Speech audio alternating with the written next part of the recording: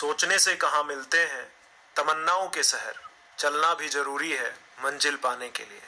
दोस्तों, आज की इस ऑडियो में हम कवर करेंगे स्टैटिक जीके और करंट अफेयर्स के बेहतरीन सवालों को जो आपके एग्जाम में आपको देखने को जरूर मिलेंगे। तो ध्यान से इस ऑडियो को लास्ट तक जरूर सुने और चीजों को नोट करना चाहते हैं तो साथ के साथ नोट डाउन जरूर करते रहें। यह सिर्फ वीडियो नहीं है, ये आप लोगों के लिए एक ऐसी सीरीज है जो आपके जीके को इंप्रूव करेगा, जो आपको करंट अफेयर्स से अपडेट करेगा और साथ ही साथ एग्जाम में आने वाले जो प्रश्न है वो आप जान पाएंगे इस ऑडियो के तहत। चलो शुरुआत करते हैं और आज का हमारा पहला क्वेश्चन है कि हाल ही में किस राज्य द्वारा उड़ान योजना की शुरुआत की गई। दोस्तों, उड़ान योजना, एक तो उड़ान योजना थी 2016 की जिसका फुल फॉर्म था उड़े देश का आम नागरिक। 2016 में इस योजना को लॉन्च किया गया था भारत सरकार द्वारा ताकि एक आम इंसान भी हवाई यात्रा कर सके। किस कब लॉन्च किया गया था? 2016 में। और अभी एक राज्य द्वारा भी उड़ान योजना की शुरुआत की गई है और ये किसके लिए है? महिलाओं और लड़कियों के लिए है, निःशुल्क सैनिटरी पैड वितरण करने के लिए। और इसकी शुरुआत की गई पंजाब राज्य द्वारा। किसके द्वारा? पंजाब राज्य द्वारा। अच्छा, आपको याद होगा अभी हाल ही में 28 मई को अंतर्राष्ट्रीय मासिक धर्म स्वच्छता दिवस मनाया गया था। पेपर में सवाल पूछ सकता है कि अंतर्राष्ट्रीय मासिक धर्म स्वच्छता दिवस कब मनाया गया, तो करेक्ट आंसर होगा 28 मई। नेक्स्ट क्वेश्चन की तरफ बढ़ते हैं और नेक्स्ट क्वेश्चन पर बढ़ने से पहले पंजाब से और क्या सवाल बन सकते हैं, चलो सुन लो। कोवैक्स अलायंस को ज्वाइन करने वाला अगर पूछे कि पहला राज्य कौन सा था तो वो पंजाब था। कोवैक्स अलायंस क्या है? गरीब देशों तक टीका पहुंचाना, ये लक्ष्य था कोवैक्स अलायंस का और इसकी शुरुआत WHO द्वारा की गई थी, वर्ल्ड हेल्थ ऑर्गेनाइजेशन।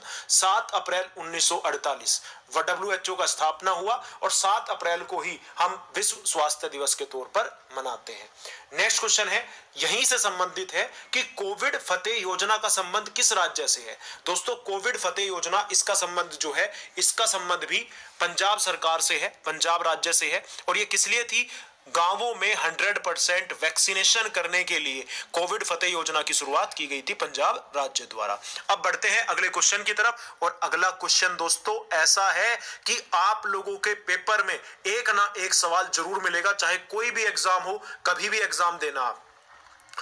अगला क्वेश्चन क्या है कि बताओ बनेरघट्टा नेशनल पार्क किस राज्य में स्थित है। और ये सवाल नहीं है, ये समझ लो आप लोगों के लिए अग्नि सीरीज का वो आग है जो आपको तपाकर सोना बना देगा। बनेरघट्टा नेशनल पार्क दोस्तों ये कर्नाटक के अंदर स्थित है। और अब हम इस क्वेश्चन के अंदर ही वे सारे नेशनल पार्क कवर करेंगे जो आपके एग्जाम पॉइंट ऑफ व्यू से इंपॉर्टेंट है। अब सबसे पहले बात की हमने बनेरघट्टा नेशनल पार्क की जो कि कर्नाटक में है। किस लिए चर्चा में है? हाथियों के संरक्षण के लिए हाथी कॉरिडोर बनाया जा रहा है। कहां पर? बनेरघट्टा नेशनल पार्क में। क्यों बनाया जा रहा है? क्यों बनाया जा रहा है? मानव और हाथी के बीच में संघर्ष को कम करने के लिए। अच्छा, वन्य जीव को गोद लेने की परंपरा कहां से स्टार्ट हुई? बनेरघट्टा नेशनल पार्क से ही। यहां पर जो लोग हैं वो हाथियों को गोद ले पाएंगे और जिसके तहत उनको 2000 रुपए के अंदर वो किसी भी हाथी को गोद ले सकते हैं। भारत का पहला तितली पार्क ये बनेरघट्टा नेशनल पार्क में ही खोला गया, भारत का पहला तितली पार्क। अच्छा, कौन कौन से नेशनल पार्क है कर्नाटक में? अगर आपसे पूछे, बांदीपुर नेशनल पार्क आपको कर्नाटक में मिलेगा, नागरहोल नेशनल पार्क कर्नाटक के अंदर मिलेगा। अब कुछ फेमस नेशनल पार्क है जो पेपर में पूछे जा सकते हैं, जैसे केवलादेव, ये कहां पर स्थित है? केवलादेव राष्ट्रीय उद्यान पार्क, तो ये राजस्थान में है। और सवाल पूछा जाता है कि पक्षियों की स्वर्ग भूमि किसको बोलते हैं, तो वो केवलादेव नेशनल पार्क है। साइलेंट वैली नेशनल पार्क आपको केरल में मिलेगा। पेरियार नेशनल पार्क केरल के अंदर स्थित है और हाथियों के संरक्षण के लिए फेमस पार्क है पेरियार नेशनल पार्क जो कि केरल में है। अराविकुलम नेशनल पार्क आपको केरल में मिलेगा और बहुत ही famous South Button national park, ये अंडमान एंड निकोबार में है, साउथ बटन नेशनल पार्क। और ये भारत का सबसे छोटा नेशनल पार्क भी। अगर पेपर में कभी भी पूछे कि बताओ भारत के सबसे छोटे नेशनल पार्क का नाम क्या है, तो आप आराम से बता देना साउथ बटन नेशनल पार्क। कहां पर स्थित है? अंडमान निकोबार में।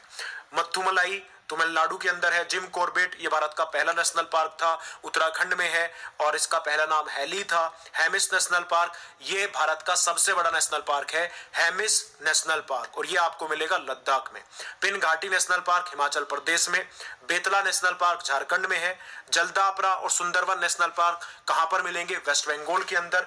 अगर मैं आपसे पूछूं कैबुल लामजाओ नेशनल पार्क विश्व का एकमात्र तैरता हुआ नेशनल पार्क है कैबुल लामजाओ, जो मणिपुर के अंदर मिलेगा। कहां पर? पर? मणिपुर में काजीरंगा, जो कि एक सींग वाले गैंडे के लिए फेमस है, असम के अंदर है।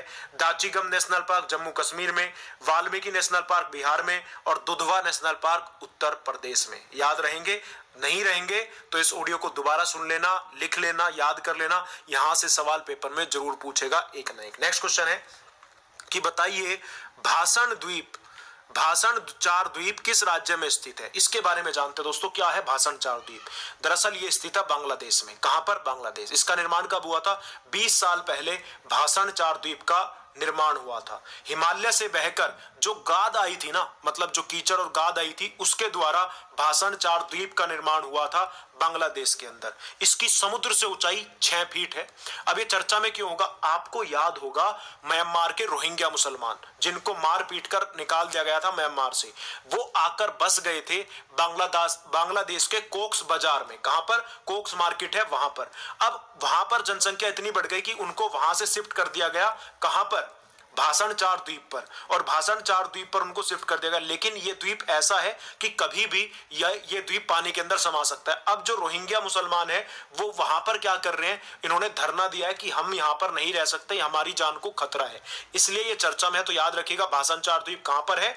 बांग्लादेश के अंदर स्थित है। और रोहिंग्या मुस्लिम्स को क्या बोला जाता है? बोटमैन, क्योंकि इनकी ज्यादातर जिंदगी कहां पर चली गई?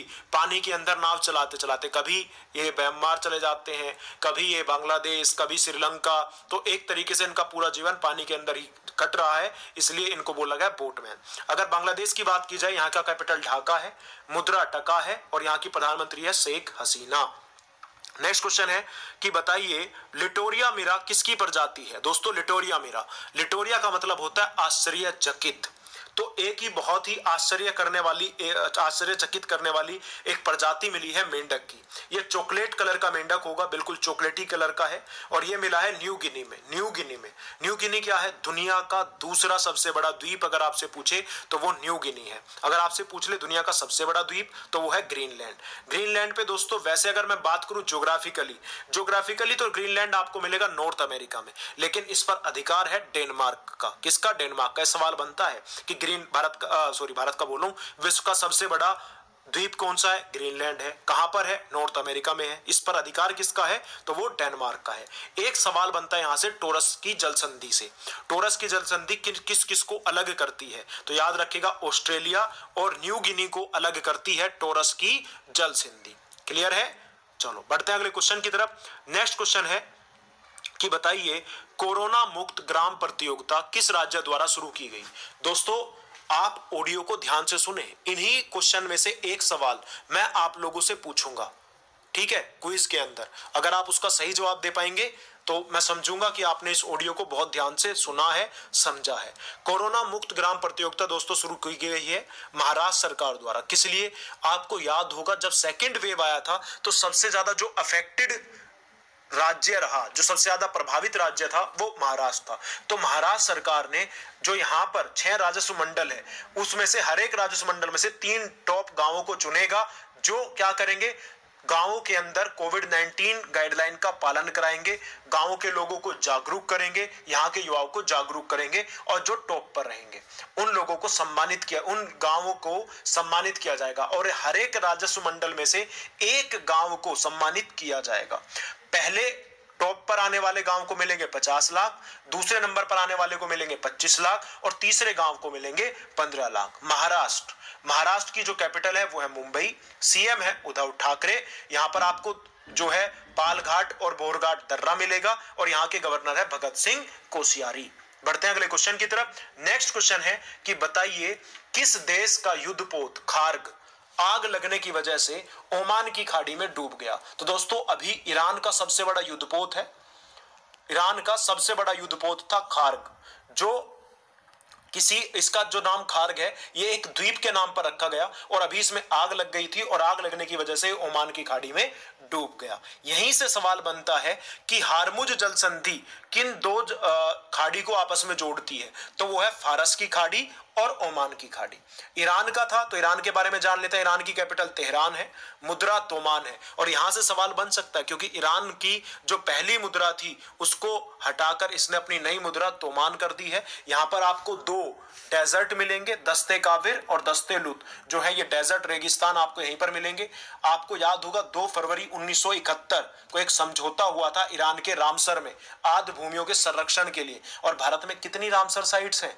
भारत के अंदर 42 रामसर साइट है। 42वीं का नाम क्या है? तसोकार। कहां की है? लद्दाख की एक झील है तसोकार, ठीक है। और आपको याद होगा ईरान के सबसे तेज कंप्यूटर का नाम क्या है? सिमोर्ग, जो है ये ईरान का सबसे तेज कंप्यूटर है। क्लियर है? तो दोस्तों ये थे आज के सभी इंपॉर्टेंट करंट अफेयर्स का ऑडियो। अगर आपको पसंद आया है तो लाइक करें, शेयर करें, और हमें अगर अभी तक फॉलो करना स्टार्ट नहीं किया तो चैनल को फॉलो भी कर लीजिए, जो आप सब्सक्राइब है, और बेल आइकन दबा के रखिएगा ताकि जब भी मैं कोई ऑडियो डालूं आपको उसके अपडेट मिलते रहे, ठीक है। चलो आज की इस ऑडियो में इतना ही। अब क्विज के अंदर मैंने आप लोगों के लिए एक सवाल छोड़ा है, उसका जवाब जरूर देना। और एक सवाल आप लोगों के लिए कि बताओ सोरीपोड डायनासोर जीवाश्म कहां पर मिला था?